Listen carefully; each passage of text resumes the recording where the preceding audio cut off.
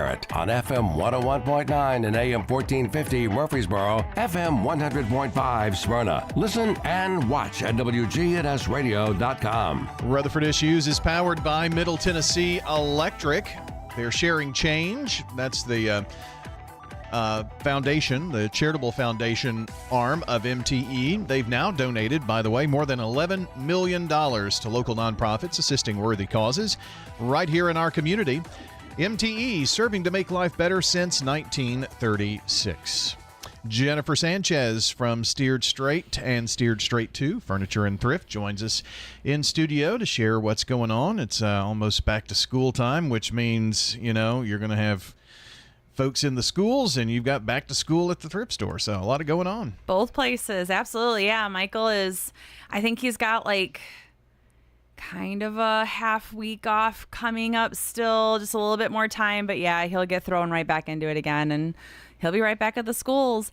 Yeah, I actually heard one of his interviews, I don't know, a couple weeks ago, and he says that within a year he gets into 700 schools a year. Wow. I know. I didn't realize that. That's amazing. I didn't realize how many schools he got to. I heard that. I was like, holy cow, I need to listen to more of his interviews.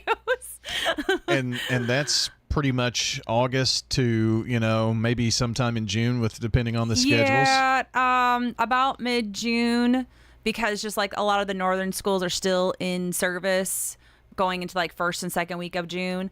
And there are some year-round schools. Right. Still too. But yeah, I'd say about mid-June. So yeah, he gets to 700 schools.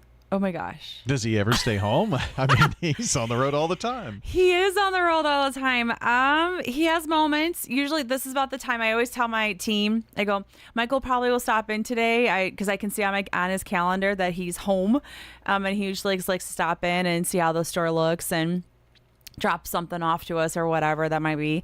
So yeah, this is kind of our timing to see him, and then we don't see him again. On the road.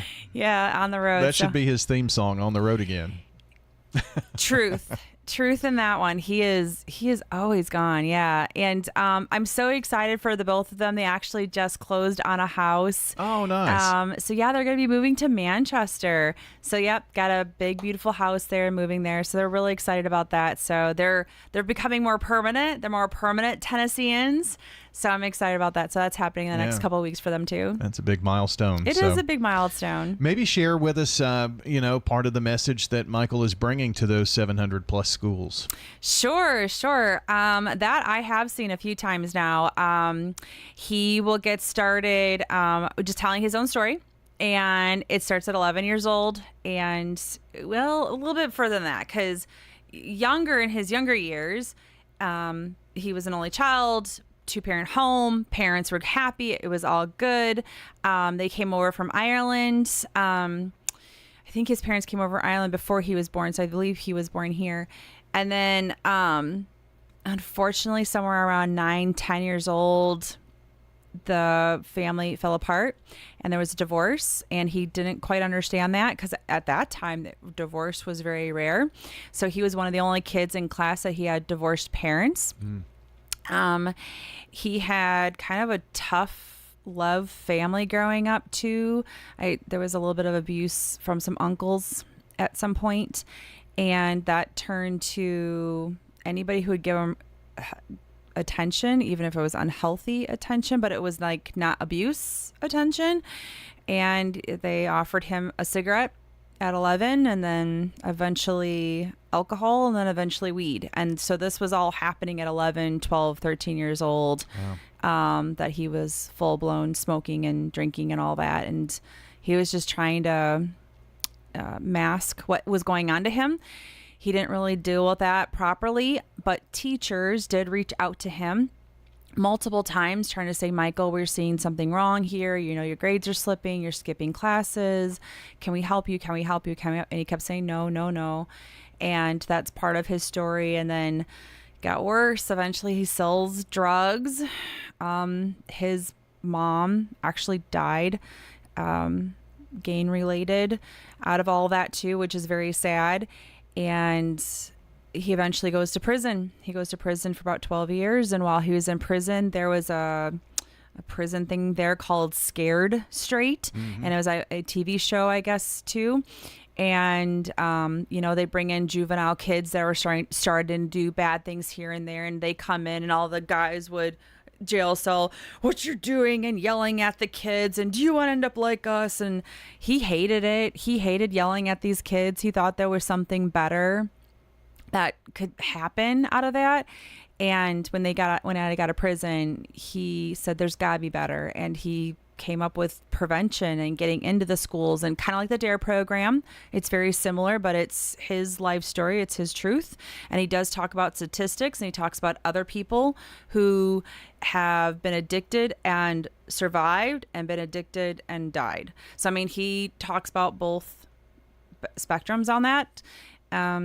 So yeah, and his message has to constantly change because there are, different things. I mean, a few years ago, what's fentanyl? And I know, right? What's a vape pen? Yeah, that's now definitely one of his top messages now, is because so many kiddos as young as 4th grade are vaping.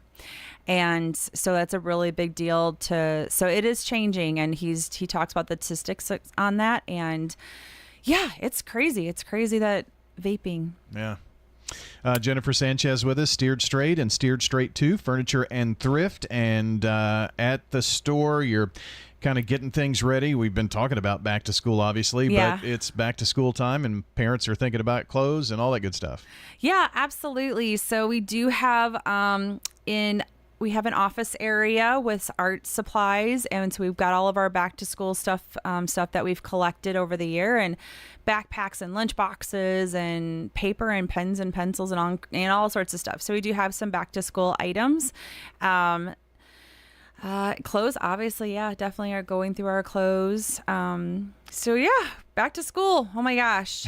And so it's so cute up front. My team did a back to school theme, and I don't know if you've ever seen that TV show Wednesday on Netflix, or have heard of it. So Wednesday from the Addams Family. Oh, yeah, I have. Yeah. Okay, so they did a theme. They did Wednesday and her bestie, like in their bedroom. And so they did such a good job. My team does such a good job at decorating and putting stuff together. And I just said, hey, let's do a back to school theme. And we all started throwing out different ideas and came up with that one. And we've got a great little area when you first walk in. We always change that theme up when you first walk in. Well, that's cool. So you can see all of that good stuff, and I'm sure you've got lots of kids' clothing and stuff. So yes, can't go wrong there. Can't go wrong. I mean, $3. I mean, kids' clothes are $3. So jeans. Like if this store would have existed when my kids were kiddos, I would have been buying all their jeans and their tops, because they go through stuff. Well, not so much anymore. They're all older now. But yeah, $3. So my kids' clothes are $3. My kids' shoes are $2. So I try to make it affordable for parents who are coming in on a dime who need to get some kids' clothes. But oh my gosh, kids' jeans, $3. That is crazy. I mean, but between kindergarten and 3rd grade, you may start the year out with pants that then look like shorts by the time you get to December. You do the holes, yeah. I mean, I have 3 boys. I kept thinking, gosh, we'll just pass down clothes. No, there was not jeans. We did not pass down jeans. Tops, maybe a little bit. Dress clothes, of course. Right. But jeans, I was always at garage sales when they were younger, or my thrift stores where I lived in Illinois. I was always there because they went through it. Yeah. They could, the knees for boys for sure, always gone. So we are at the end of July. So kind of tell me how the end of the month works at the thrift store. So the end of the month, we start looking at stuff on the floor that we've had for a bit. We've got a discount dot system. So yellow dots are 15% off, blue dots are 25%, and red dots are 50%. So as you come on in, so we're going to start working on that today and tomorrow, going through the store. Items that we've had on the floor for a while, they'll go yellow. We'll find all of our yellow stickers and make them blue, and whatever's blue, we'll make them red. So yeah, at the beginning of very end of the month, beginning of month, we do this sticker system and get new items on sale and get the other ones that are on sale as a deeper discount. So we do that every month. And by the time we get back around to speaking to you again in August, it's going to be at the end of August, so I'm sure that'll be going on. But it's also kind of a change in season, really. Absolutely. I know. And this is why I moved to Tennessee, y'all. So I could experience summers longer, but you guys are ready for sweaters. I mean, literally at the end of August, you come in asking for sweaters and jackets. I'm like, it's still 90 degrees out.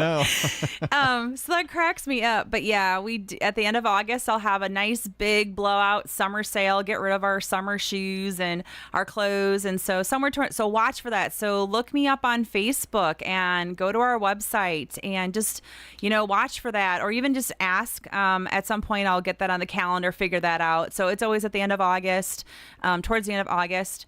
Maybe that third week or something like that. So then by the last week of August, we're rolling out the fall clothes for you guys. And then, of course, we're going to get Halloween stuff out. Oh. I know. So we got to get ourselves ready for fall here. I think we enjoy fall so much in Tennessee. We want to be prepared early, I guess maybe. Y'all, yeah, you want what is that? Not peppermint. It's the pumpkin spice. Oh, yeah. Everything's pumpkin spice. I know. It's crazy. Oh, well, that's all coming up at Steered Straight 2, Furniture and Thrift. Tell us where we can find you. Yes. We are so it's 1007 Dr. Martin Luther King Jr. Boulevard. It is the old, I always have to ask you for help. It's the sporting goods store. AG Sporting Goods. We're in the old AG Sporting Goods store. And I tell you what, when I get somebody on the phone who's been here for a bit, they're like, yeah, I know exactly where you're at. Yeah. Across the street from Bargain Hunt and Dirt Cheap. So we're right in a little shopping plaza there. We're open Tuesday through Saturday, 9 to 7, and donations can go from 9 to 6. So you can bring those donations to us also. And then we're open Sunday, 11 to 5, and then we are closed on Mondays. Very good. Well, Jennifer, thanks for coming in today. Thank and you. Give Michael our best on his trip to 700 schools. It's I know, crazy. right? Crazy. Jennifer Sanchez joining us today from Steered Straight and Steered Straight 2 Furniture and Thrift, and we'll have links to their Facebook and website as well on the podcast, so check that out. Have a great day, everybody. Hello, friends. Lenny Farmer with Jennings & Ayers Funeral Home. More than I can count, we have taken